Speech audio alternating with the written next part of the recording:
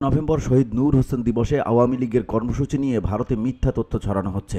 একটি video post করে বলা হচ্ছে একজন হিন্দু নারীর বাড়ি মুসলিম ভাড়াটিয়া দখল করে নিয়েছে।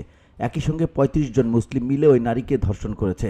বস্তুত কোহিনুর আক্তার নামে এই নারী বাংলাদেশ কৃষক লীগের কেন্দ্রীয় কমিটির সদস্য এবং পটুয়াখালী জেলা কৃষক লীগের সদস্য। তিনি মুসলমান, ধর্ষণের শিকার হননি। অনলাইনের তথ্য যাচাই প্রতিষ্ঠান রিউমার স্ক্যানার এই তথ্য জানিয়েছে। রিউমার স্ক্যানার বুধবার তাদের প্রতিবেদনে বলেছে, আওয়ামী লীগ শহীদ নূর হোসেন দিবস উপলক্ষে ঢাকার 0 পয়েন্টে শহীদ নূর হোসেন চত্বরে বিক্ষোভ কর্মসূচি ঘোষণা করে। সেই কর্মসূচি প্রতিহত করতে একই দিন একই স্থানে বৈষম্য বিরোধী ছাত্র আন্দোলন সহ বিভিন্ন রাজনৈতিক সংগঠন গণজমায়েতের কর্মসূচি ঘোষণা করে।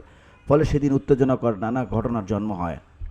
বেশ কয়েকজন নারী পুরুষকে মারধর করা হয়। এরই মধ্যে রক্তাক্ত এক নারীর ভিডিও কয়েকজন ভারতীয় তাদের এক্স অ্যাকাউন্টে প্রচার করে। সেখানে তারা এই নারীকে হিন্দু বলে প্রচার করে। তাকে মুসলিমরা ধর্ষণ করেছে বলেও প্রচার করা হয়।